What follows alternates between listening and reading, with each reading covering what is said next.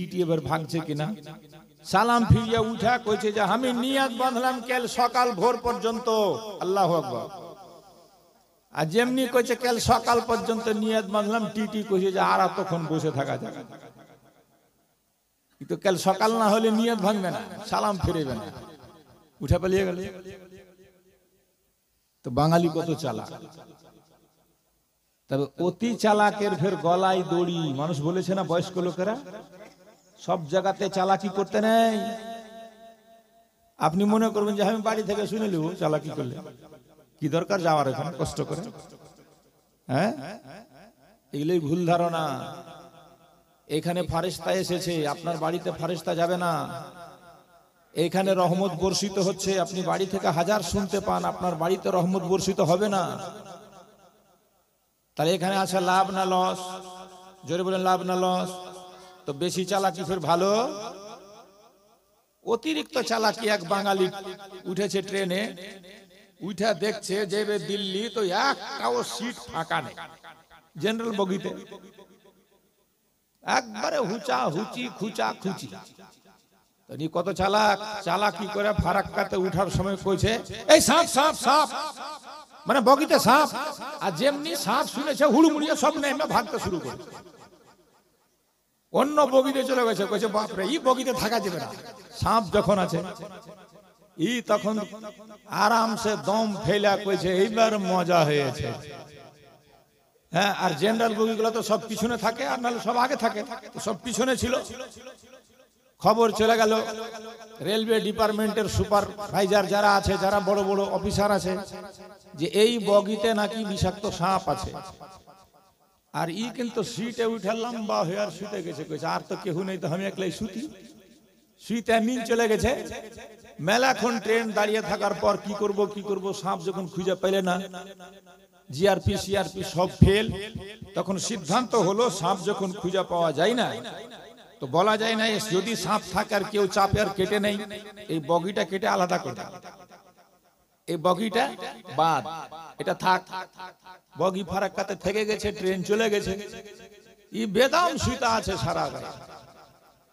যখন সকাল হয়েছে, তো সকালে যে ওই যে চালে চালে করে আসে না সকালে সব চা বিক্রি করতে, কেউ কইছে বাদাম লে, কেউ কইছে চালে। ওরা কে কইছে ভাই গাড়ি দিল্লি পৌঁছেছে। কত দূর এসছি আমি? আরে কিছু না হলে পাটনা তো আসবে। কইছে পাটনা? তুমি ফারাক্কাতেই আছো? কইছে হ্যাঁ। ফারাক্কাতে মানে? কইছে কেন শুনোনি এই বগিতে বলে সাপ ঢুকে গেছিল, ওই জন্য সিদ্ধান্ত নিয়েছে রাত্রে রেল আধিকারিকরা এই বগিটাকে কেটে আলাদা করে দেবে। কেটে আলাদা করে দিয়েছে। এই বেশি চালাকি করতে গেছিল, ওই জন্য হ্যাঁ গলায় দড়ি পড়েছে, যেখানকার ওখানে থেকে গেছে। তো বেশি চালাকি ভালো না। দিন ধর্মের ব্যাপারে মহব্বতটাই হচ্ছে সবচেয়ে বড় জিনিস। আল্লাহ রসুলের কথা যেখানে হয়, কোরআন হাদিসের বাণী যেখানে হয়, বুজুর্গানে দিনের পাক কদম যেখানে পড়ে যায়, আজ সত্যি কসম খোদার বলছি, ধন্য ইমামনগরের মাটি। একজন আওলাদ রসুল বসে আছেন, আর হুজুর তাজুল আউলিয়া আসছেন, কিছুক্ষণের মধ্যেই ঢুকে যাবেন ইনশাআল্লাহ। আমার পরে পরে ওনার বক্তব্য হবে, বয়ান হবে, কিছু না হলে হাত তুলে দোয়া হবে। এটাই কম বড় কথা নাকি? রাসূল পাকের বাগানের ফুল, যাদের দেহে আমার নবী পাকের রক্ত ধারা প্রবাহিত, যে নবী ছাড়া আমাদের কাউরির কোনো গতি নেই, তার আওলাদ আমাদের মাঝে বিরাজমান। আমরা কত বড় ভাগ্যবান ভাবুন। শুনেছেন বারবার কবি লিখেছে, নবী ছাড়া জান্নাত পাবে না,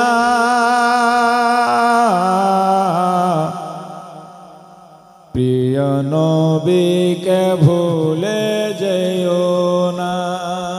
সুবহানাল্লাহ। জোরে সবাই সুবহানাল্লাহ। হাত উঠিয়ে বলুন তো ইয়া রাসূলুল্লাহ। ইয়া রাসূলুল্লাহ। আমার সাথে বলবেন প্রিয় নবীকে ভুলে যেও না। নবী ছাড়া জান্নাত পাবে না, প্রিয় নবীকে ভুলে যেও না। জোরে জোরে, প্রিয় নবীকে ভুলে যেও না। আল্লাহ তাআলা বলেন কোরআনে, যায় আছে আসমান ও জমিনে। আল্লাহ তাআলা বলেন কোরআনে,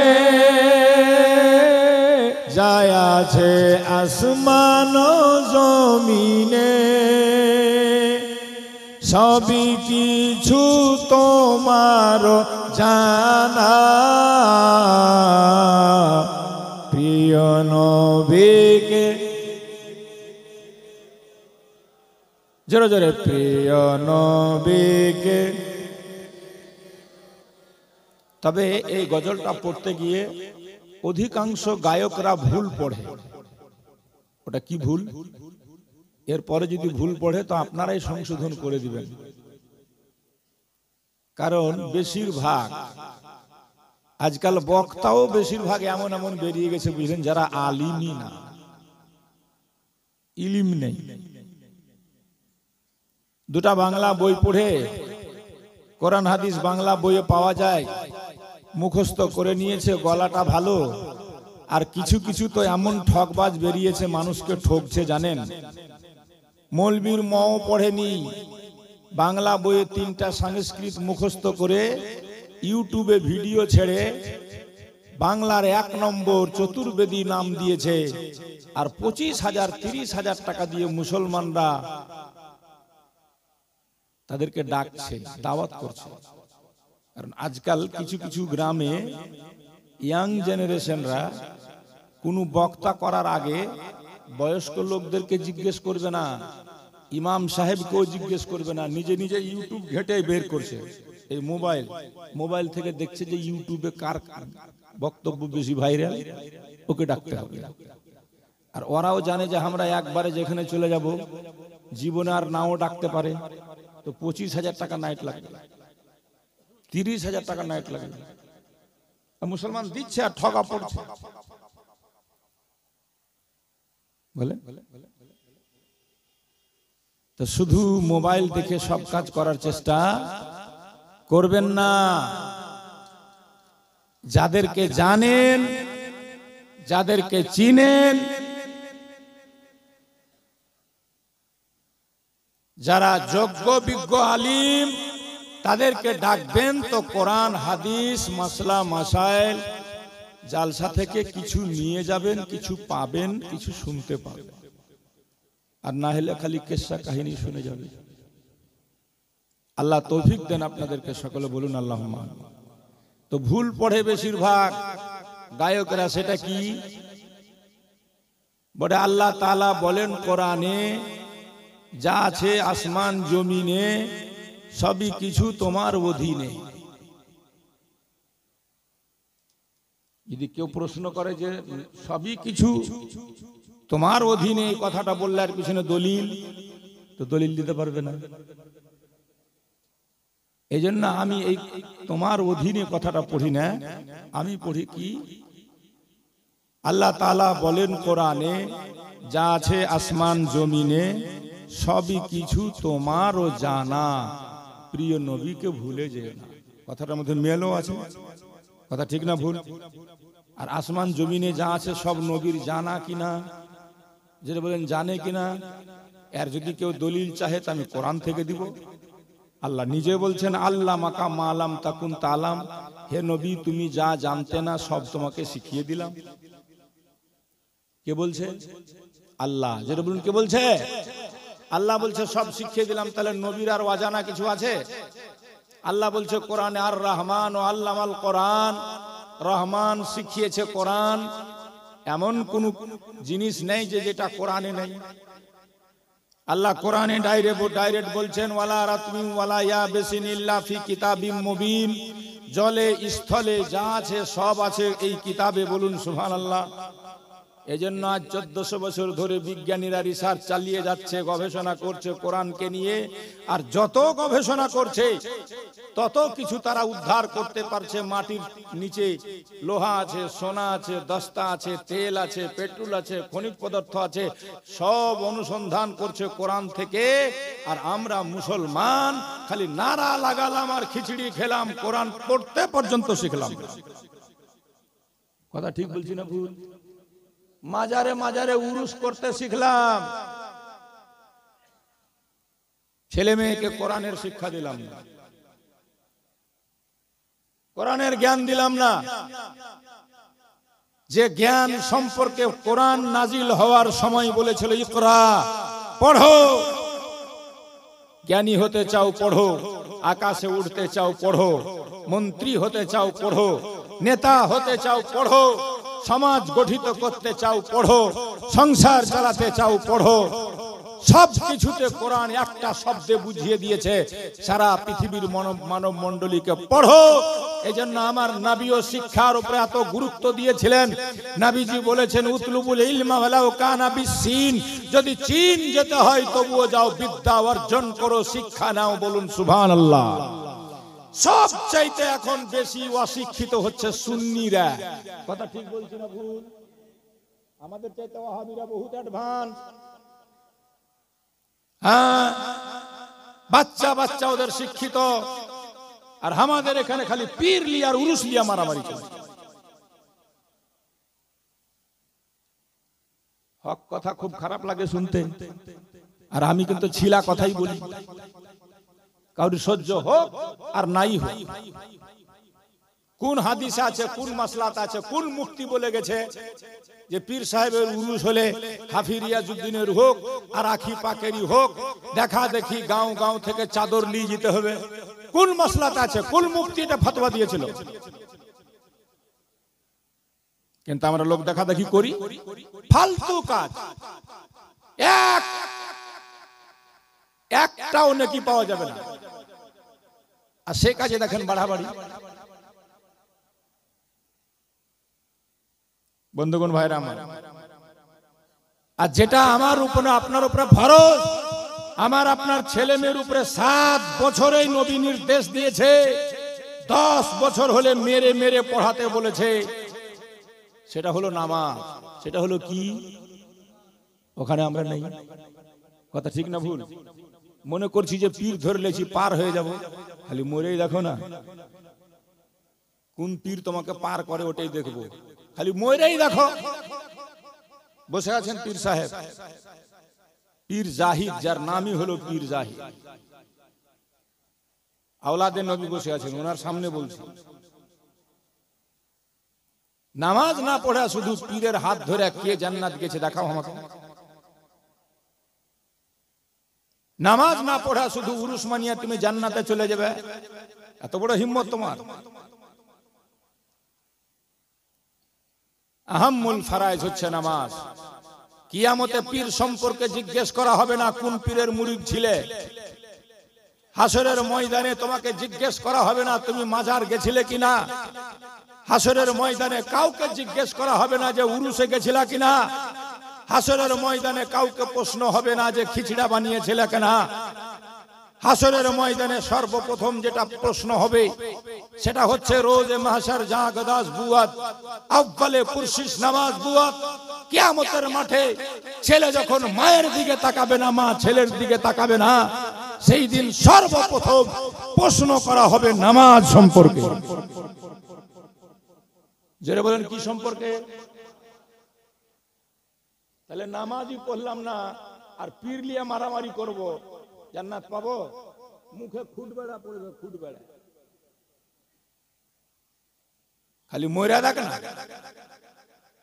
কত মাস্তানি আছে দুনিয়াতে, দেখিয়ে লাও, মরলেই সোজা হয়ে যাবে। গুন্ডামি, ভান্ডামি, শয়তানি, বদমাশি এখানেই চলতে পারে তোমার। মরে গেলে আর কিচ্ছু চলবে না, সব শেষ। পীরের দামান ধরো, ধরতে হবে ফরজ নেই। একটা লোক যদি অন্তর থেকে গৌসে পাককে মানে, খাজাকে মানে, আখি পাককে মানে, ওলি আল্লাহকে মানে, আর যদি হাতে হাত নাও দিতে পারে, দিনদার পরহেজগার হয়ে থাকে, ইনকার না করে কোন ওলি আল্লাহকে, অন্তরে ভালোবাসে, অবশ্যই সে জান্নাতে যাবে।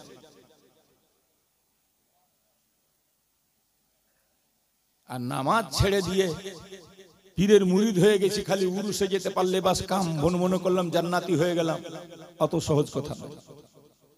উরুসে যাওয়া ফরজও নয়, ওয়াজিবও নয়, সুন্নাত নয়। আর নামাজ পড়া ফরজ, নামাজ পড়া, রোজা রাখা, যাকাত দেওয়া ফরজ। কটা লোক যাকাত দিয়েছেন ঠিকভাবে রমজান মাসে বা যে কোনো মাসে? কটা লোক যাকাত দিয়েছেন হিসাব করে বলুন তো আমাকে, অন্তরে হাত রেখে যে হ্যাঁ মাওলানা আমি এবার একদম আলিমকে ডেকে ইমামের পাশে বসে নিজের ব্যবসার হিসাব কষে একদম পাই পাই করে যাকাত দিয়েছি। একটা লোক দেখান আমাকে। যে যাকাত দেয়নি তার নামাজ হবে না, যে যাকাত দেয়নি তার হজও হবে না। মানুষকে দেখানো মক্কা মদিনা হজ করতে যাচ্ছেন, আপনার হজ করতে যাওয়ার আগে যাকাত ফরজ হয়েছিল, আপনি যাকাত আদায় করেননি, হারাম খেয়েছেন, আপনি হারামখোর। হারাম খেলে ব্যারাম হবে। অনাবৃষ্টিতে মানুষ ভুগছে, হাদিসে পাকে আছে যখন মানুষ যাকাত দিবে না, ওসুর দিবে না, অনাবৃষ্টি হবে, কাহাত সালি হবে, দুর্ভিক্ষ দেখা দিবে, ফসল নষ্ট হয়ে যাবে। আজ হচ্ছে কি হয় না? কদিন আগের খবর, আসানসোল বর্ধমানে শুধু বাতাস উঠলো, বৃষ্টি নেই, আর এমন কিছু পাথরের মতো আওয়াজ করে উপর থেকে পড়ছে, ছাদ ফুটা, টিনের ঘর সব চুরমার। আল্লাহ না করুক আমাদের উপরে পড়ে যায়। তবে আমরা খুব যে ভালো মানুষ, নেককার, জি না। কি নেকি করি আমরা? কি এমন নেকি আছে আমাদের মধ্যে? বাবাজি ভাইরা, যে নামাজ পড়তে পড়তে আমার আপনার নবীর পা ফুলে গেছে, পা ফেটে গেছে, রাসূলুল্লাহর পা দিয়ে রক্ত বেরিয়ে গেছে, যেই নবী মাসুম, যদি নামাজের গুরুত্ব না থাকতো বাবা, নবী পাক পড়তো না। যে নামাজের জন্য আমার গৌসে পাক বড় পীর, পীরদের পীর, যার উপরে পীর হয়নি, হবে না দুনিয়াতে কেউ আর, গৌসে আজম বড় পীর আব্দুল কাদের জিলানী 5 ওয়াক্ত নামাজ তো পড়তেন, রাত্রি জেগে জেগে তাহাজ্জুদের নামাজ একটানা 40 বছর পড়েছেন। এশার ওযু করে বাড়ি মসজিদে ঢুকতেন, নামাজ পড়ে মসজিদেই থেকে যেতেন, আর তাহাজ্জুদ পড়তে পড়তে সকাল ফজরের আজান হতো, ফজরের নামাজ পড়ে তারপরে বাড়ি যেতেন, কন্টিনিউ 40 বছর। জোরে বলবেন না? তাহলে নামাজে যদি কোনো গুরুত্ব না থাকতো তো গৌসে পাক কেন এত পড়েছিল? কথা ঠিক না ভুল? উনি তো পয়দাইশি ওলি হয়েছিলেন। আর আমরা আমাদের আচার বিচার ব্যবহার নিজেরা নিজে যদি বিচার করি যে আমি কতটা ভালো মানুষ, তাহলে নিজেই বুঝতে পেরে নেবেন আপনি কতটা নেকি করেছি, আমি নিজেই বুঝতে পারবেন। যার কোনো ঠিকানা নাই, তারাই আমরা নামাজ ছেড়ে বসে আছি আর মনে করছি পীর ধরেছি তো জিন্দাবাদ। হ্যাঁ, মা খেতে পাই না, বাপের ওষুধের পয়সা দেই না, আর পীর সাহেবকে আমি 5000 টাকা নজরানা দিয়ে দিলাম তো ভাবছি যে আমি জান্নাতি। খালি তুই মইরা দেখ না। সবচাইতে বড় পীর হলো বাপ আর মা। সবচাইতে বড় পীর কে? বাপ আর মা। যদি বাপ আর মা নারাজ থাকে, কোন পীর সাহেব দোয়া করে তোমাকে জান্নাত দিতে পারবে না, গ্যারান্টি দিয়ে গেল। যার উপরে মা নারাজ, যার উপরে বাপ অসন্তুষ্ট, সে বেটা নিজে যদি পীর সাহেব হয়ে যায় তাও ওকে জাহান্নামে যেতে হবে। কোথায় যেতে হবে?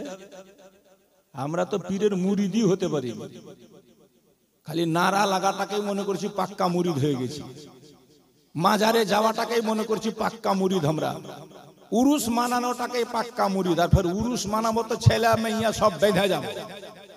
বেটি ছেলা সাথে করে যাব নাকি? হ্যাঁ, পিরানা পীর খাসি নিয়ে যাচ্ছেন আপনি, তো বহু বেটিকে বেঁধে কিনে যেতে হবে। আর বহু বেটি গেলা ফের যাইতে পায়া হাই রে বাপরে সাজন সাজছে রে, মুখে পাউডার, ঠোঁটে লিপস্টিক, চোখে মাস্কারা, আর চুলের কাটিং এ করে উটের মতন উচ্চা, এমনি করে ওপরে মানে ওড়না খান যেন না থাকে আপনার মনে পড়ে যায়, দুনিয়া জেনে চোখ চুল টুল সব দেখতে পাই। কথা ঠিক বলছি না ভুল? যেটা বলেন ঠিক বলছি না ভুল? এই জন্য নবী বলেছেন 3 প্রকারের লোক জান্নাতে যাবে না, যাবে না, যাবে না। কয় প্রকার? যেটা বলেন কয় প্রকার? আর 3 প্রকারের মানুষের মরার পর মুখ কাবা শরীফের দিকে থাকবে না, থাকবে না, থাকবে না। শোনাবো ইনশাআল্লাহ।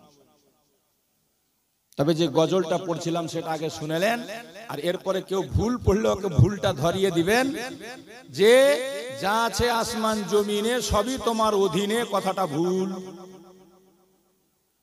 কি পড়তে হবে তাহলে? যা আছে আসমান জমিনে সবই তোমার জানা, প্রিয় নবীকে ভুলে যেও না। কথাটার মধ্যে মেলও আছে, কথা ঠিক না ভুল?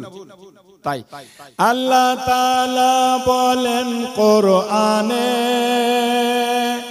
যা আছে আসমান জমিনে সবই কিছু তোমার জানা, প্রিয় নবীকে নবী ছাড়া জান্নাত পাবে না, প্রিয় নবীকে ভুলে যেও, প্রিয় নবীকে। নবী যখন মায়ের পেটে, বাবা গেলেন ব্যবসাতে, নবী যখন মায়ের পেটে, বাবা গেলেন ব্যবসাতে, আসার পথে ফিরে এলো না, স্বামী হারা হলো মায়ামেনা, প্রিয় নবীকে নবী ছাড়া জান্নাত পাবে না, প্রিয় নবীকে ভুলে।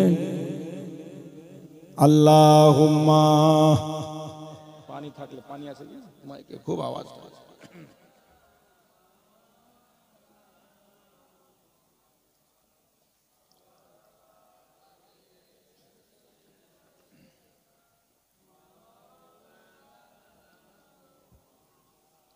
তাহলে বাবা পীরের দামান ধরেছি, নামাজ পড়বো না, জান্নাত পাবো? এই জোরে বলেন পাবো? তো নামাজ পড়তে হবে কি হবে না? রোজা রাখতে হবে কি হবে না? যাকাত দিতে হবে কি হবে না? বাবা মায়ের সেবা করতে হবে কি হবে না? না खाली पीर पीर पीर का दामन नहीं छोड़ेंगे, पीर का दामन नहीं छोड़ेंगे, बस पार हो जाएंगे? কখনো না। পীর কাজ দিবে তখনই নামাজও পড়েছি, ইমানদারির সহিত চলেছি, যাকাতও দিয়েছি, বাপ মাকে ভালোবেসেছি, এর মধ্যে যদি আমার কোনো ভুল ভাল থাকে তাহলে পীরের হাতে হাত যে দিয়েছি আমি ওই ওসিলাতে হয়তো পার হয়ে যাব, তখন পীর কাজ দিবে। আর সব ছেড়ে পীর পার করবে, ভুল ধারণা। কোন পীর সাহেব পার করবে না। আর নামাজের যদি গুরুত্ব না থাকতো তাহলে নবী পাক কেন পড়তো, গৌসে পাক কেন পড়তো? আমরা যে ইমামের মাননেওয়ালা ইমামে আজম আবু হানিফা, তিনি কেন 40 বছর ধরে এক ওযুতে টানা সারা রাত নাফিল নামাজ পড়তো? কি দরকার ছিল?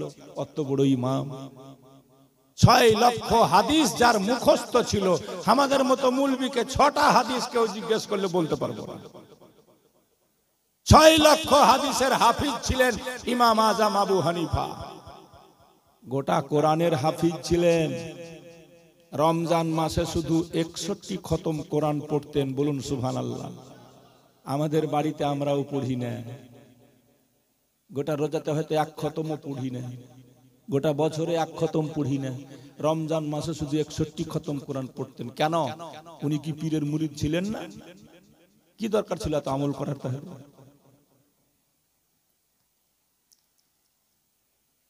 বেরাদার শুনে হবেন, আমার নবীর সাহাবী রাসূলুল্লাহর পিছনে নামাজ আদায় করতেন, 1 ওয়াক্ত নামাজের জামাত ছাড়তেন না। নামাজ পড়ছেন নবীর পিছনে, তবে সাহাবীটা বড় গরীব। সাহাবীটা বড়, জোরে বলেন, সাহাবীটা বড়। এত গরিব, এত গরিব, স্বামী স্ত্রী 2 জনা, পড়ার কাপড় ছিল শুধু 1 খানা। ফজরের নামাজ পড়ে দোয়া করে না, মারে টাপ, ছুটে যায় বাড়ি।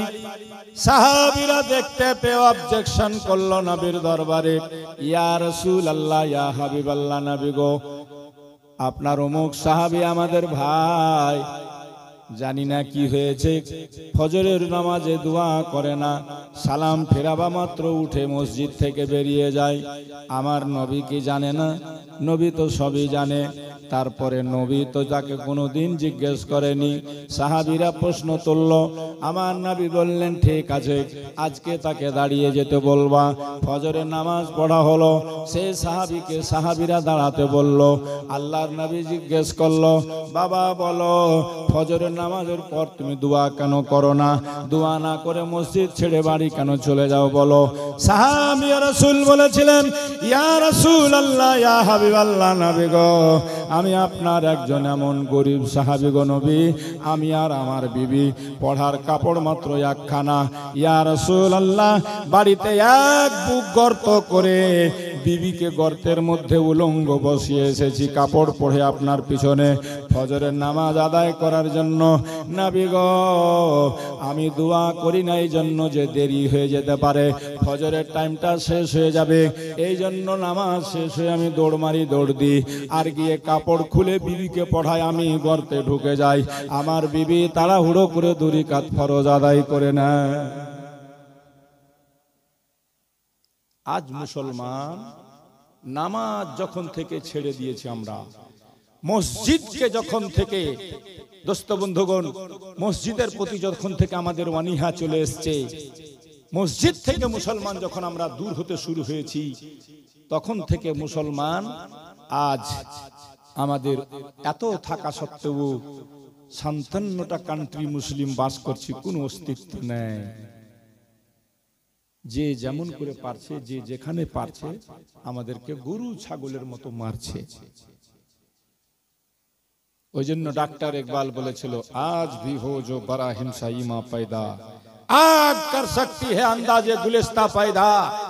এখনো যদি ইব্রাহিম নবীর মতো খোদার প্রতি তোমরা দৃঢ় প্রতিজ্ঞবদ্ধ হয়ে যেতে পারো, ইব্রাহিমের জন্য যেমন নমরুদের জ্বলন্ত আগুন ফুল বাগান হয়েছিল, সারা পৃথিবীর আগুন তোমাদের জন্য ফুল বাগান হয়ে যাবে। কিন্তু পেরেছি কি আমরা? দিদির উপরে ভরসা যতটি, অতটি খোদার উপরে ভরসা নেই। মাইয়া গুলা কইছে, আমার বাড়িওয়ালা তো মাসে 100 টাকাও দেয় না, আর দিদি আমরাকে 1000 টাকা দিছে, তো কার কথা শুনবে? আর খালি মাস যেতে না যেতে পুকুরের ঘাটও গল্প হয়েছে, ভাবি তো ঢুকেছে, আমার ঢুকে গেছে, আর ঢুকতে নাই দৌড়াদৌড়ি শুরু করে দিয়েছে। খালি ওই সেন্টার গুলাতে টাকা উঠে বেরগেনে, সিএসপি গুলাতে দেখে লাইন দিয়ে একদম করছে, ফুর্তি উঠানালে টাকা ফের পেলে ঘুরে চলে যাবে করছে।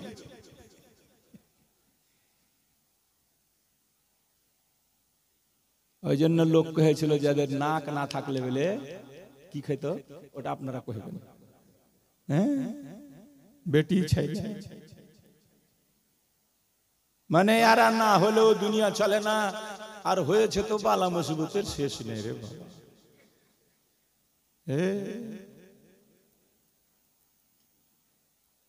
একটা বেটি ছেলের স্বামীর সাথে ঝগড়া করছে, মানে ঝগড়া করতে করতে রাস্তায় চলে এসেছে।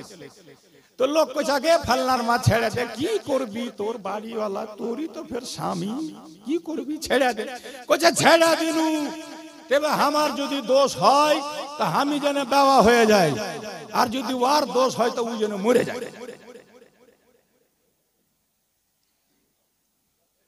মানে দোনো দিক থেকে আপনাকে মেরে ফেলছে, ও নিজে মরবে না।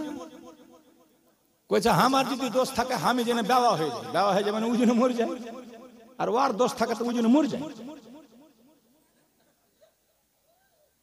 ইয়ার নাম বেটি ছেলে। আল্লাহর নবী বলেছেন হাদিসে, ফাত্তাকুদ দুনিয়া ওয়াত্তাকুন নিসা, দুনিয়া থেকে বেঁচে থাকবা আর এই বেটি ছেলে থেকে বেঁচে থাকবে। কেউ যদি বেটি ছেলের পাল্লায় পড়ে যায় তাহলে তোমার সব শেষ করে দিতে পারে একটা বেটি ছেলে।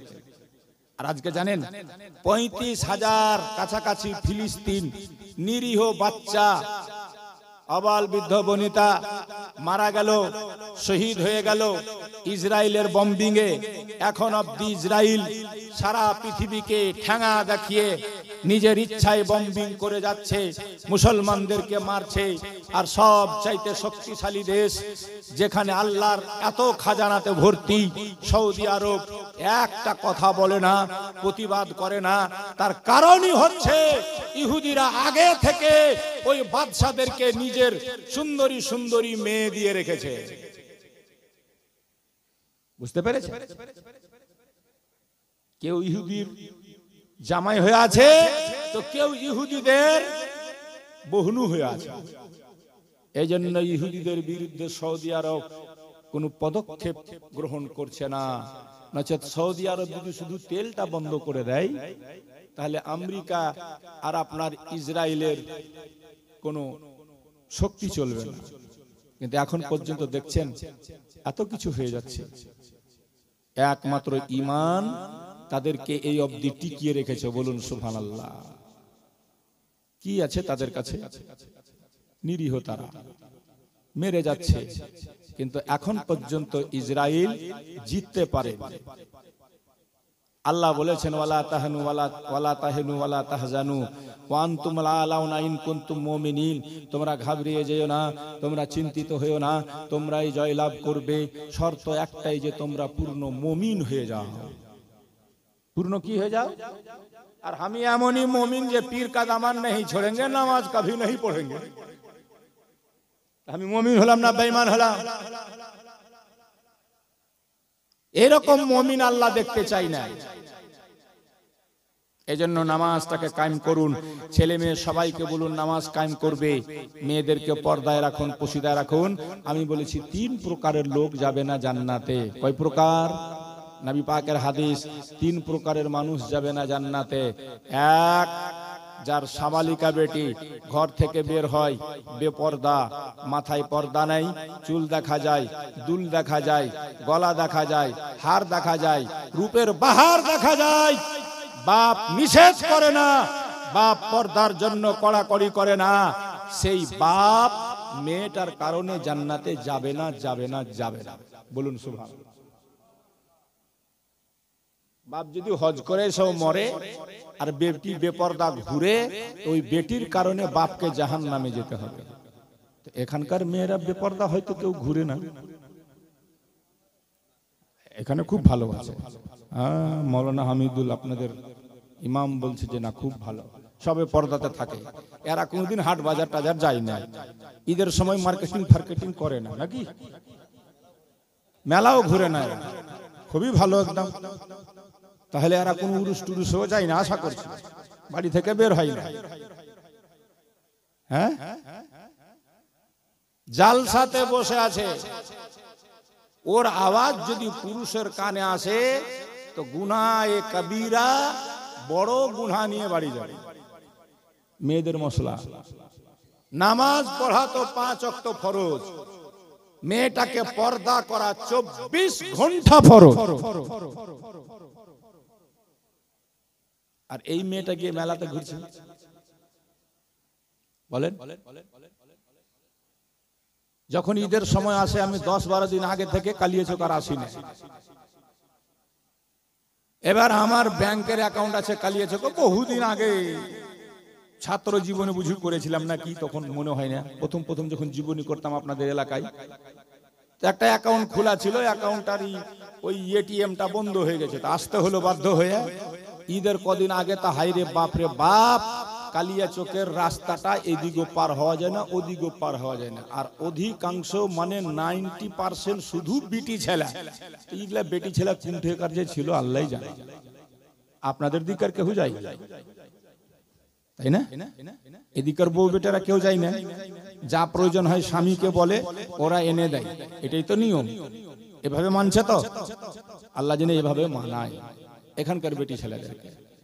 এক, যার সাবালিকা বেটি বেপরদা হয়ে রাস্তায় বের হবে, বাপ জানা সত্ত্বেও নিষেধ করবে না, নবীর হাদিস, সেই বাপ জান্নাতে যাবে না। দুই, যার স্ত্রী বেপরদা হয়ে রাস্তায় বের হলো, হাটে ঘুরে, মাঠে ঘুরে, মার্কেটে ঘুরে, বাজারে যায়, স্বামী পর্দার জন্য কড়াকড়ি করে না, সেই স্বামী হাজি হোক, মৌলবি হোক, নামাজি হোক, জান্নাতে যাবে না। তাহাজ্জুদ পড়নেওয়ালা হোক, জান্নাত পাবে না, বিবির কারণে তাকে জাহান্নামে যেতে হবে। তিন, নবী বলছেন আরিয়াতুন কাসিয়াতুন মাইলাতুন মুমিলাত, যে মেয়েরা এমন শাটিং শুটিং ফিটিং কাপড় পরে আর সেজে গুজে রাস্তা ধরে, অপরকে নিজের দিকে আকর্ষণ করার জন্য, আকৃষ্ট করার জন্য, হাতে বাড়কা মোবাইল, গলাতে লেপটেছে ওই আপনার ওড়না খান, আর স্টাইল করে বেরিয়েছে, যাবে দারগা, যাবে মালদা, যাবে কালিয়াচক, আর সেজে গুজে ঠোঁটটা লাল, আর মানুষকে দেখাচ্ছে নিজের হাল। এই মেয়েদের সম্পর্কে নবী বলছেন দলে দলে এরা যাবে জাহান্নামে। আপনাদের এই দিককার এরকম মেয়ে নাই আশা করছি, সব বের হলে পর্দা করে বের হয়, তাই না?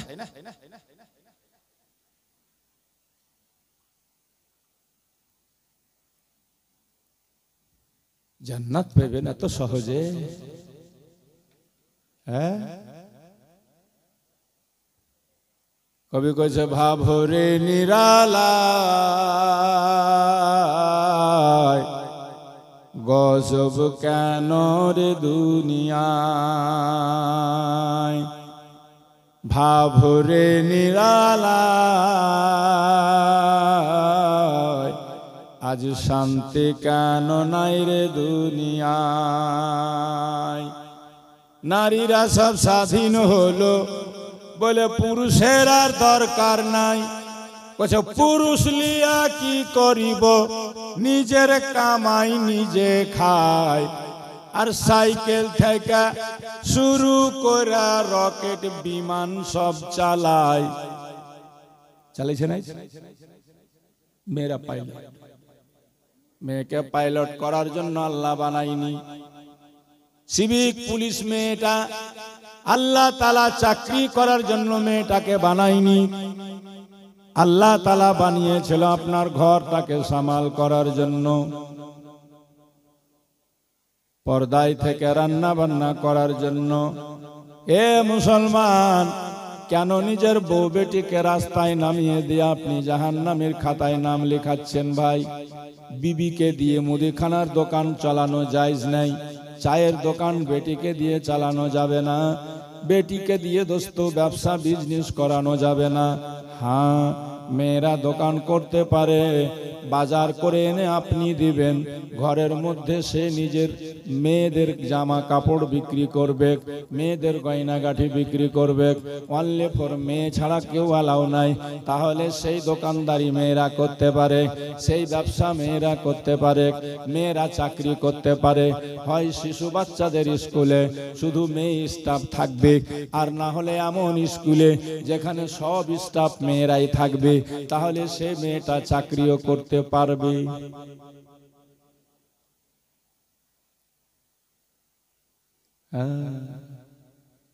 ভাবরে নিরালায়, গজব কেন রে দুনিয়ায়। টিভির বাজার গরম হলো, ছেলে মেয়ে সবাই যায়, আর টিভি দেখতে হয় না ভাই, সবার হাতে টিভি দেখা যায়। লাগিয়ে দিয়েছে আর বিড়ি বানছে, হ্যাঁ চলছে একদম, হ্যাঁ আর তালে তালে তাল উঠছে। একটা দুটা অসুখ হয়তো ভালো করা যায়। আমার ওখানে একটা রুগী গেছিল, আমি ফের মেহেরাপুরে ছোট মোটো একটা আয়ুর্বেদিক দোকানের মানে হুজুর আমাদের যেগুলো ওষুধ লেখে তো মানুষ পরিশান হয়, আগে কলকাতা যেত, আমি রাখছি যে মানুষ যেন পরিশান না হয়, পীর সাহেব যেগুলো ওষুধ লেখে ওগুলো রাখি। বাকি আপনার টিউমার বলেন, পাথর বলেন, ফার্স্ট স্টেজে ক্যান্সার পর্যন্ত আল্লাহর রহমতে ভালো হচ্ছে হুজুরের দুয়াতে। তো খালতিপুর থেকে এক মাস্টার মশাই গেছে, সুগার শুনেছে যে ওখানে ওষুধ খেয়ে 3 মাসে বলে সুগার ভালো হয়ে গেছে, হয়েছে আমার কাছে আলহামদুলিল্লাহ। মুফতি আতাউল্লাহ দাঁড়িয়েপুরে আপনার আলিয়া মাদ্রাসায় চাকরি করে, সুগার ধরা পড়লো, কোলেস্ট্রল হাই। আমি বললাম যে আপনি একটা অ্যালোপ্যাথিক খাবেন না ভাই, কারণ অ্যালোপ্যাথিক খেয়ে আর হবে না, বহুদিন লেগে যাবে। তো খাইনি, 3 মাস বিশ্বাস করে ওষুধ খেলো, একদম এখন সুগার আর নাই, নীল হয়ে গেছে। তো মাস্টার মশাই গেছে খালতিপুর থেকে, তো রিপোর্ট বেঁধে গেছে, খুব ওষুধ খাচ্ছি কিন্তু সুগার কন্ট্রোল হয় না। তো দেখলাম রিপোর্টে সুগার আছে, ফের প্রেসার হাই আছে, ফের কিডনিতে পাথর আছে, তারপরে ফের আপনার পিলহাইটা বেড়ে আছে, তারপরে লিভারে ফের আপনার চর্বি জমে আছে। তা আমি বললাম যে আপনাকে তো কিচ্ছু বাদ নেই, তো কিসের ওষুধ দিব? সব টির নিতে হবে, আর সব টির নিতে গেলে 1 পুটলি হবে। বলছে হোক 1 পুটলি, তাও লিব। একটা ব্যারাম হলে একটা ব্যারামের দেওয়া যায়। আজ আমাদের সমাজের সোসাইটিতে একটা অসুখ হলে সেইটার ওষুধ করা যায়, কোন দিকে তো আমরা বাদ নেই। সুদের বাজার গরম, কথা ঠিক না ভুল? যেটা বলেন ঠিক না ভুল? কছে টিভির বাজার গরম হলো, ছেলে মেয়ে সবাই যায়, আর নামাজ রোজার ধার ধারে না, সুদের পয়সায় মাল বাড়ায়, আর সেই পয়সাতে হজ করিয়া ইমানদারের ভাব দেখায়। ভাবরে নিরালায়, গজব কেন রে দুনিয়ায়। সুদ খাওয়া হারাম না হালাল? জোরে বলেন।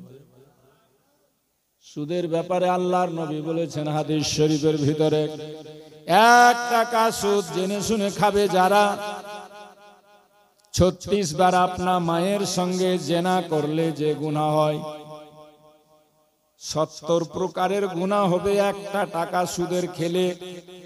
সবচাইতে ছোট্ট গুনাহ হচ্ছে আপনার মায়ের সঙ্গে 36 বার জেনা করার সমান। বলুন নাউজুবিল্লাহ, জোরে বলুন আস্তাগফিরুল্লাহ।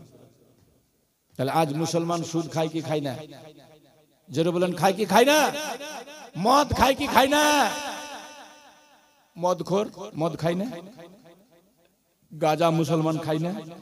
লটারির টিকিট কাটে না? কাটে কি কাটে না? তাহলে কোন অসুখ বাদ আছে বলেন? খালি যে বলবো যে নামাজ পড়ে না, তো জাহান্নামের ভয় দেখে নামাজ ধরিয়ে দিলেও হবে? সব অসুখে ভরা, কোনটাই তো বাদ নেই। তো বাবাজি ভাই একটা কথা বলে যায়, যদি মরার পর কবরে শান্তি পেতে চান, যদি আল্লাহর জান্নাতে যেতে চান, নিজেকে শরীয়তের বিধান বিধি মেনে চালান। আমি আয়াত পড়েছি, আল্লাহ পাক বলছেন ঈমানদারেরা নিজে বাঁচো, নিজের আহলে খানদানকে বাঁচাও জাহান্নামের আগুন থেকে, যেই জাহান্নামের খোরাক হবে মানুষ আর পাথর। জাহান্নামের খোরাক কি হবে? মানুষ আর, জোরে বলেন, মানুষ আর পাথর। যেদিন শুনল আল্লাহ তাআলা জাহান্নামে দিবে আমাদের, সেই দিন থেকে পাথরের কান্না, এত কান্না এত কান্না। যত বড় বড় নদী সাগর মহাসাগর দেখছেন সব পাথরের কান্নাতে। পাথর দিয়ে দেখবেন যেখানে পাহাড় আছে সেখানে ঝর্ণা বয়ে আসে, উঁচু উঁচু পাহাড় থেকে পানি বয়ে আসে। কোত্থেকে? বিশেষজ্ঞরা প্রমাণ করেছে এটাই পাথর থেকে পানি বের হয়, পাথরের কান্না। আল্লাহ জাহান্নাম বানালো, হাবিয়া দোজক বলেছিল মাবুদ কি দিয়ে আমার পেট ভরবা? আল্লাহ বলেছিল বড় বড় কাফিরকে তোর পেটে দিব। বলে তাতে যদি পেট না ভরে, বলে বেঈমান সুদখোর মদখোরকে দিব। বলে তাতেও যদি পেট না ভরে, যত গুনাহগার সবাইকে দিব। তাতেও যদি আমার পেট না ভরে, আল্লাহ বললেন তাহলে পাহাড়ের পাথরগুলা তোর পেটে দিয়ে দেব। বেরাদার, যে দিন থেকে পাথর শুনলো যে আল্লাহ জাহান্নামে দিবে আমাদেরকে, সেই দিন থেকে এত কান্না করছে পাথর। পাথর দিয়ে পানি বয়ে বয়ে ঝর্ণা হয়ে হয়ে নহর আর দরিয়া হয়ে গেছে। আমরা কাঁদি না, ওই যে পীর কাদা আমার নেই ছোড়েঙ্গে জান্নাত যাব মনে করছি। আমরা পীরপন্থী, আমরা জান্নাত না যাবো তো কে যাবে? বাপের জান্নাত কিনা আছে নাকি? রেজিস্ট্রি করা আছে? এ বাবাজি ভাই, বলার উদ্দেশ্য নামাজ ছেড়ে জান্নাত পাওয়া যাবে না, রোজা ছেড়ে জান্নাত পাওয়া যাবে না। যাকাত ফরজ হয়েছে, আপনি যাকাত না দিয়ে বলবেন যে আমি জান্নাতে যাব, জান্নাত পাওয়া সম্ভব হবে না।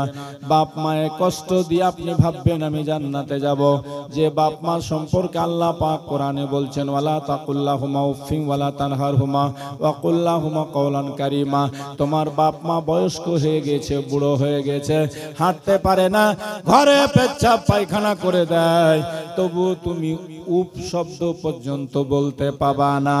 এমনকি ফোকায়ে কেরাম লিখেছেন তোমার বাপ মা যদি বিছানায় পায়খানা করে দেয়, তোমার দায়িত্ব সেটাকে পরিষ্কার করার। তুমি ঘরের মধ্যে যাবে, মুখে কাপড় পর্যন্ত বাঁধতে পারবে না, নাকটা বন্ধ করতে পারবে না।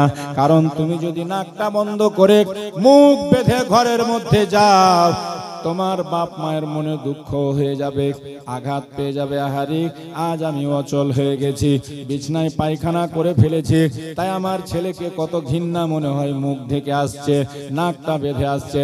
এই জন্য বাপ মাকে কষ্ট হয়ে যেতে পারে, তাই বলা হয়েছে মুখে কাপড় পর্যন্ত বাঁধা চলবে না।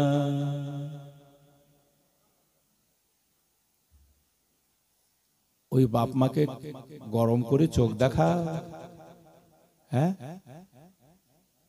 কোনদিন তৌফিক হলো না? ভালো ভালো আপেল, বেদানা, আঙ্গুর, আবার বাপের বয়স হয়ে গেছে, মায়ের বয়স হয়েছে, মা একটু খাও তো, বাবা একটু খাও তো।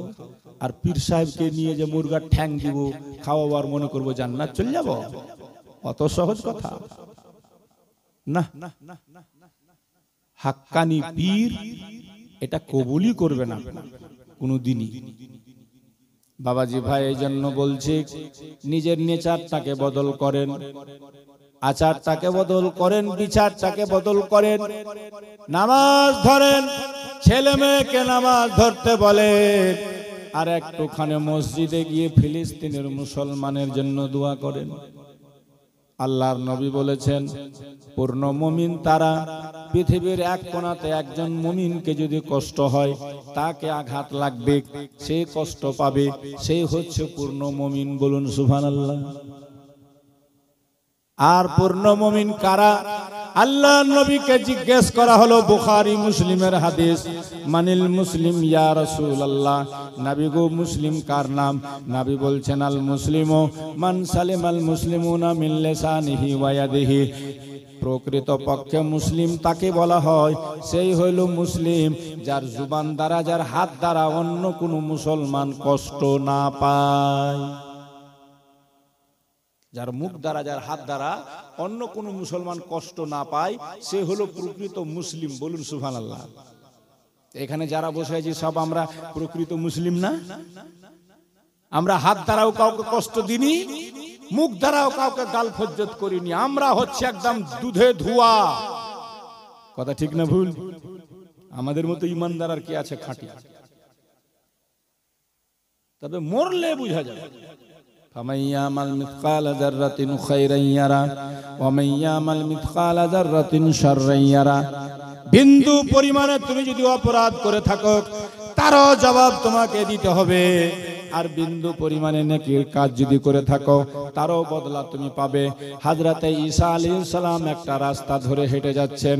ঈসা নবী, যার মায়ের নাম ছিল মারিয়াম, বাপের নাম কি বলেন দেখি, জোরে বলেন। মাশাআল্লাহ, সবাই জানে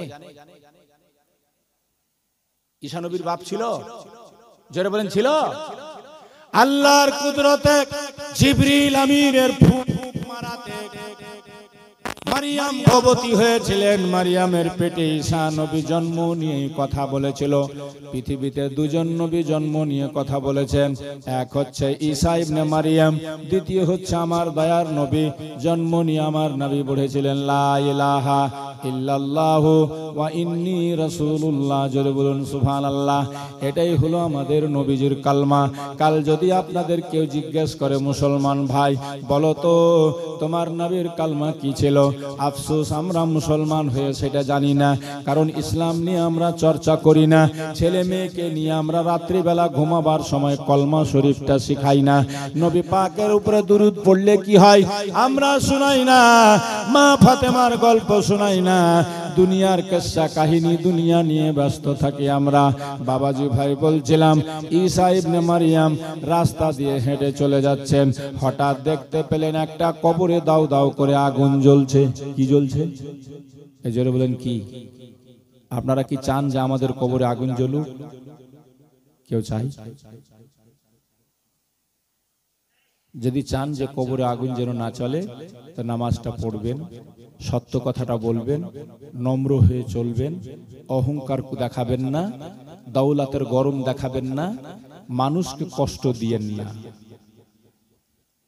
গুন্ডামি ভান্ডামি করার চেষ্টা করিয়েন না। নম্র হন, ভদ্র হন, সরল হন, সহজ হন, মানুষের উপকার করতে শিখুন, বিপদে ফেলতে শিখিয়েন না, দুঃখ দেওয়ার চেষ্টা করিয়েন না। কেউ দুঃখী, আপনাকে আল্লাহ সুখী করেছে, তার সাহায্য করার চেষ্টা করেন। ওষুধ কিনতে পারছে না, ৫,০০০ টাকা চুপচাপ পাঠিয়ে দেন, হসপিটালের বিলটা দিয়ে দেন। যে মানুষকে ভালোবাসে আল্লাহ তাকে ভালোবাসে। আমরা মানুষ হয়ে মানুষকে ভালোবাসতে শিখলাম। আজ এই নিয়ে ঝামেলা, কাল সেই নিয়ে ঝামেলা, সমাজে ঝামেলা, সোসাইটিতে ঝামেলা, গ্রামে ঝামেলা, লেগে আছে ঝামেলা। মাফ করতে শিখুন, মানুষকে ক্ষমা করতে শিখুন। বলছিলাম ঈসা আলাইহিস সালাম রাস্তা দিয়ে হেঁটে যাচ্ছেন, একটা কবরে দাউ দাউ করে আগুন জ্বলছে। আল্লাহর নবী ঈসা দেখতে পেলেন। বলুন সুবহানাল্লাহ। আচ্ছা, আমরা সাধারণ মানুষ আর নবীরা এক সমান কি? যেটা বলেন এক সমান? মাটির নিচে কার কবরে কি হচ্ছে এটা আমরা কেউ বলতে পারবো? যেটা বলেন পারবো? কিন্তু নবীরা কার কবরে কি হয় দেখতেও পায়, জানতেও পারে, বুঝতেও পারে। যেটা মুসলমানের কবর না বেঈমানের কবর, সে খবরটাও দিতে পারে। আর নবীরা শুধু নয়, নবীর সাদকাতে, নবীর বরকতে আল্লাহর ওলিরাও বলতে পারে। বলুন সুবহানাল্লাহ। বাবাজি ভাইরে, অটোমেটিক খবর চলছে আমার গাড়িতে, আম্মাসের গল্প চলছে। তো বলছিলাম, দাও দাও করে আগুন জ্বলছে। ঈসা নবী দাঁড়িয়ে গেলেন। দাঁড়িয়ে গিয়ে আল্লাহর দরবারে ফরিয়াদ করে বলে, মাবুদ, ওগো রব্বুল আলামিন আল্লাহ, এই কবরে আগুন কেন জ্বলে মাবুদ আমি জানতে চাই, একটু তার সাথে আমাকে কথা বলাও। আল্লাহ, মাইয়াতটাকে তুমি কথা বলার শক্তি দাও। আল্লাহর নবী ঈসার কথা আল্লাহ কবুল করে নিল, দোয়া কবুল হয়ে গেল। মাইয়াতটাকে আল্লাহ কথা বলার শক্তি দিল। আল্লাহর নবী ঈসার সঙ্গে সে কথা বলতে লাগলো। ঈসা নবী বলছেন, ভাই কেন তোর কবরে আযাব হয়? কতদিন থেকে আযাব হয় বল? লোকটা বলছে, হুজুর একদিন দুই দিন নয়, ৪,০০০ বছর থেকে আমার কবরে দাউ দাউ করে আগুন জ্বলছে। কতদিন? জোরে বলে। 5 মিনিট আগুন যদি জ্বলে আপনার গায়ে, সহ্য করতে পারবেন? একটা সামান্য দেশলাইয়ের খিল মেরে হাতে ধরা সম্ভব হবে? 4000 বছর ধরে লোকটা আগুনে জ্বলছে, কি অবস্থা হয়েছে তার। তো ঈসা আলাইহিস সালাম বলছেন, তোর গুনাহ কি ছিল তাহলে আজ 4000 বছর ধরে তোর কবরে আযাব হয়? তো বলছে, হুজুর আমি জীবনে কোনোদিন মিথ্যা কথাও বলিনি, তারপরেও আযাব। মদ? তো বলে জীবনে খাইনি। সুদ? তো বলে জীবনেও না। কাউকে ঠগিয়েছ? জীবনেও না। কাউকে আঘাত দিয়েছ? জীবনেও না। তাহলে এত আযাব গজব কেন তোমার কবরে? বলছো হুজুর আমি একটা বাড়িতে একদিন ভোজ খেতে গিয়েছিলাম। আপনারা ভোজ খেতে যান না? বিয়ে বাড়িতে, মরার বাড়িতে, চালিশা চাহারমে। তবে শুনেলেন, চালিশা চাহারম যদি কাউরির বাড়িতে দোয়া করার নিয়তে কেউ ডাকে আর আপনি যদি যান, তো ভুল করে কাপড় ধরি বেঁধে যাবেন না। আর যদি কাপড় ধরি বেঁধে যান, তো মাইয়াতের বাড়িতে এই বলে দিবেন যে আমার শ্বশুরের নামে বা শাশুড়ির নামে এটা কোনো গরিবকে, দুঃখীকে, ইয়াতিমকে, বেওয়াকে, তালবিলিমকে দান করে দিবা।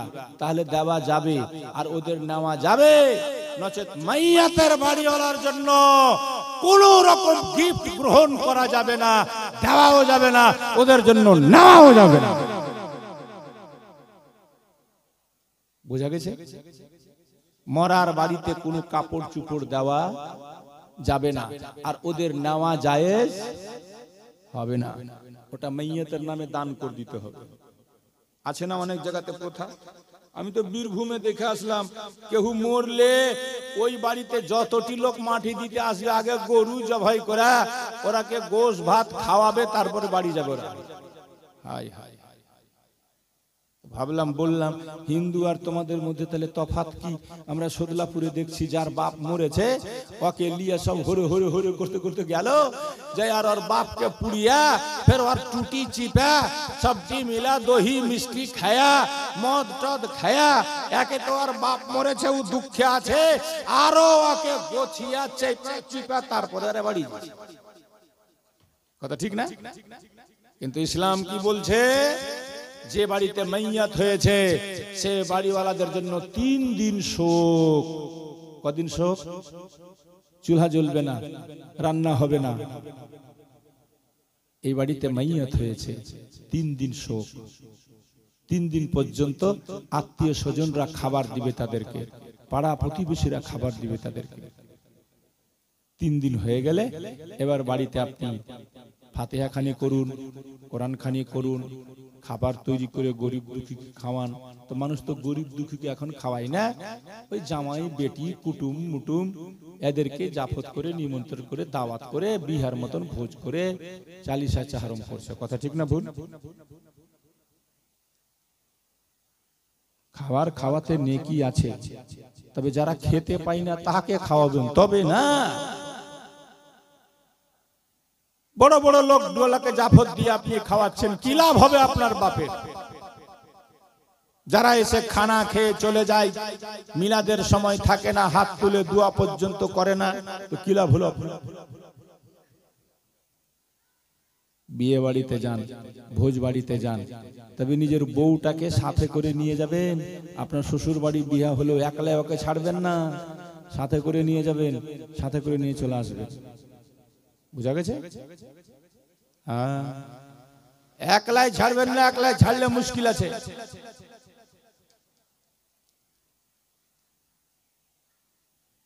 কারণ মেয়ে ছেলেরা যদি খালি বিহা বাড়ির কথা শুনে তো 3 দিন আগে থেকে রেডি হতে শুরু হয়ে যায়। কথা ঠিক না ভুল?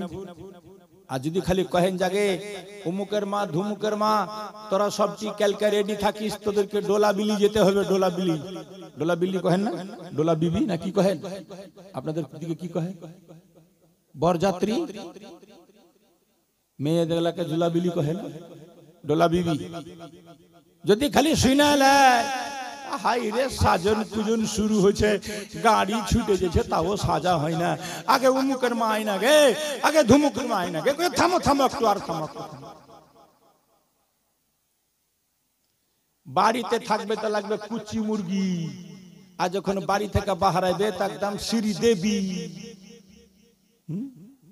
এমন হয়ে সেজেছে ভাবি, বাপরে নিজের স্বামীর জন্য সাজা যায় যাচ্ছে।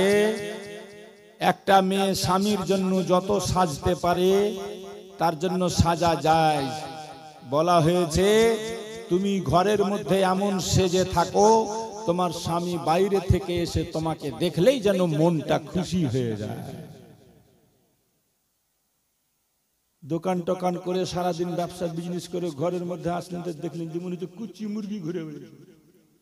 হ্যাঁ, কখন থেকে দেখা যাচ্ছে গোসল করেনি, মাথাতে তেল দেয়নি, ছিঁড়া কাপড় পরে ঘুরে বেড়েছে। আর খালি কই হ্যাঁ দেন যে ওই চাস্ত বহিনের দোষ বহিনের বাড়ি বিহাতে যেতে হবে, রেডি হ। আরে বাপরে সেই যে ছেড়ে খালি, হ্যাঁ তো খালি মরে দেখ না, তোরা মরলে বুঝতে পারবি।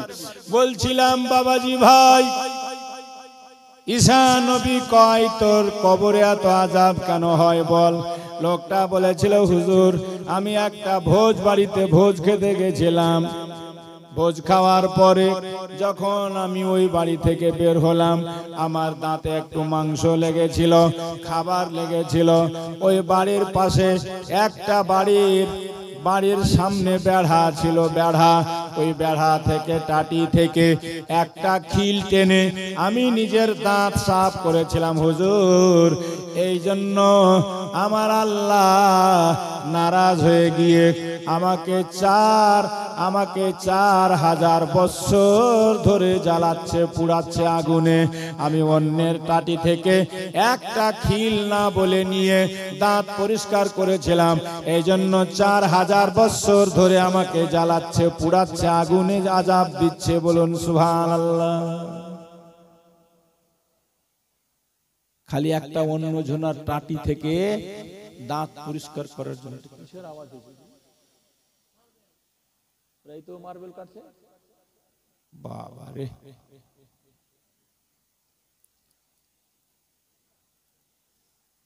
তা আমরা তো বুঝি কাউরির কোন টাটি বেড়া থেকে খিলমিল টানিনি নাকি? সব পাক্কা ইমানদার, কাউরি রাম টাম ছিঁড়ে খাননি নাকি? তা আপনাদের আর কিসের আযাব হবে? সব তো ফেরেশতা বসে আছেন, আপনার গুনাহই নাই।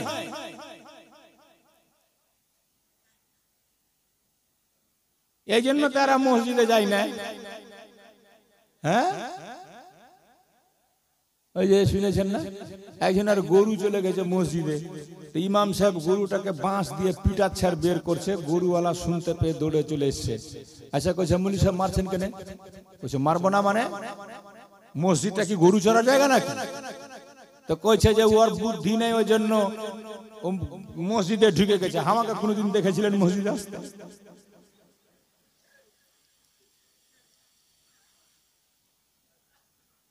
রিয়েল ফ্যাক্ট বলছি আপনাকে। চাঁচলে আশাপুর যে হবেন অনেকে জানবেন, বিলাইডাঙ্গি বলে একটা গ্রাম। বহুদিন আগে আমি জীবনী করতে গেছিলাম। তো জীবনী করতে গিয়ে দেখছি একটা ইমাম, বাঙালদের বাঙাল ইমাম, একলাই আজান দিছে, একলাই নামাজ পড়ছে। আমি পরে করে গেলাম, দিয়ে বললাম যে ইমাম সাহেব ব্যাপার কি গো, এই গ্রামের লোক কেউ নামাজ পড়ে না?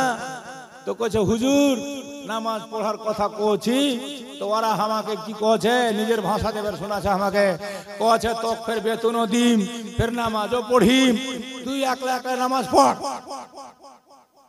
হ্যাঁ, কইছে তোকে বেতনও দিম, ফের নামাজও পড়ি, মানে আমরা বেতন দিছি তুই নামাজ পড়, আমরা কেন পড়ি? হ্যাঁ,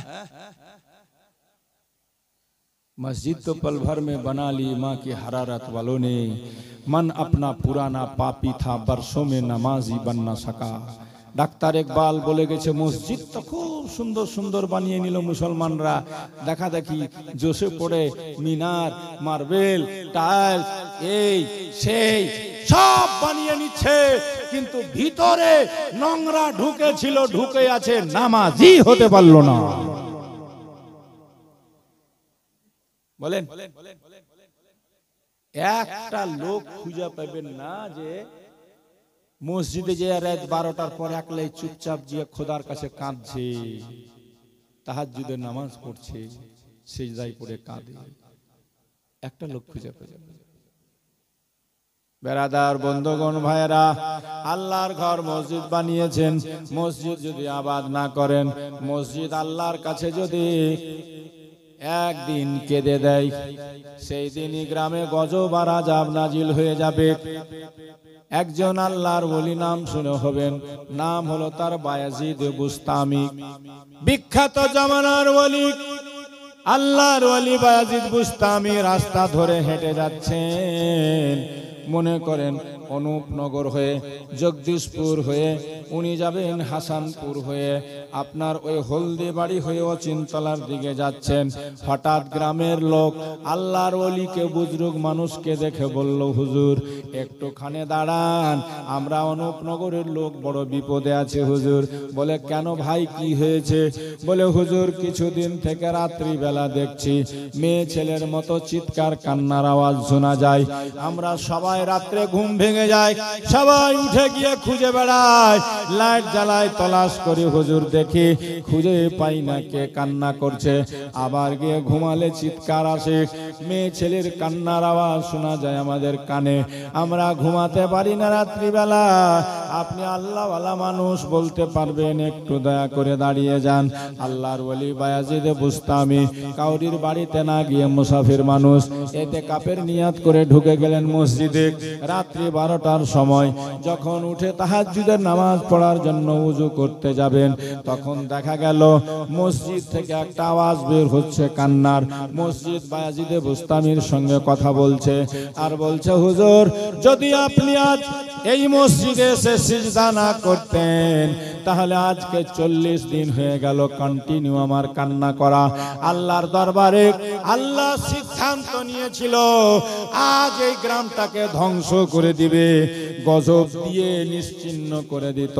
তবে হুজুর আপনি এসে নামাজ পড়ে রাত্রিবেলা দোয়া করে দিয়েছেন, এই জন্য গোটা গ্রামের মানুষ গজব থেকে বেঁচে গেল। তো ভাই, আল্লাহওয়ালার দরকার আছে, তাদের দোয়াতে অনেক বিপদ সরে যায়। তার মানে এটা নয় যে আমি যা মন তা করব, পীরের হাতে হাত দিয়ে দিয়েছি জান্নাতে যাব, জি না, ভুল ধারণা।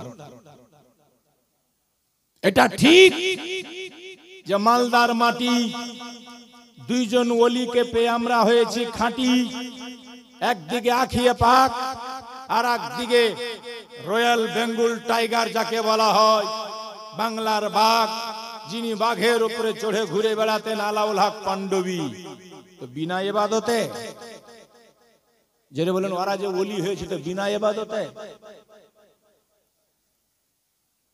আমি 30 বছর ধরে এই হুজুরের সোহবাতে উঠা বসা করছি, জীবনে কোনোদিন দেখিনি যে নামাজ কাজা করে হুজুর বসে আছে, জীবনে কোনোদিন দেখিনি। বরং দার্জিলিং এ জলসা, দার্জিলিং একবারে পাহাড়ের উপরে জলসা হুজুরের সাথে, গ্যাংটকে জলসা, দার্জিলিং এ জলসা, কার্শিয়াং এ জলসা, সব জায়গাতে হুজুরের সাথে গিয়ে জলসা করেছি আলহামদুলিল্লাহ। দার্জিলিং এ জলসা, আর সারাদিন মানে পাহাড় পেয়ে দার্জিলিং এর পাহাড়ে ঘুরতে ইচ্ছা, সারাদিন ঘুরেছি আমরা, হুজুর তো ঘুরে না, আমরা ঘুরেছি, ঘুরে ঘুরে থকে গেছি। রাত্রিবেলা জলসা করে তকরির করে আমি গিয়ে পাশের ঘরে শুয়েছি, তো সকালবেলা ঘুম কিন্তু আমার ভাঙেনি, আমাকে কেউ জাগায়ও নি। আর পীর সাহেবের তো অভ্যাস আছে, ফজরের নামাজ না পড়লে পীর সাহেব ঘুমায় না। তো ফজরের সময় কইছে যে মৌলানা কিধার হ্যায়, তো সব কইছে হুজুর বাগাল মে সো রাহা হ্যায়। তো পীর সাহেব बोलছেন मौलाना को जल्दी से जाके जगा दो और कह दो कि जल्दी नमाज पढ़ो और नहीं तो घर भागो।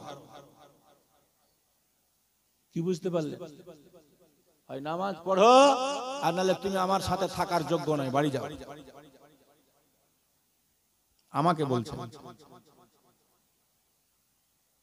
জি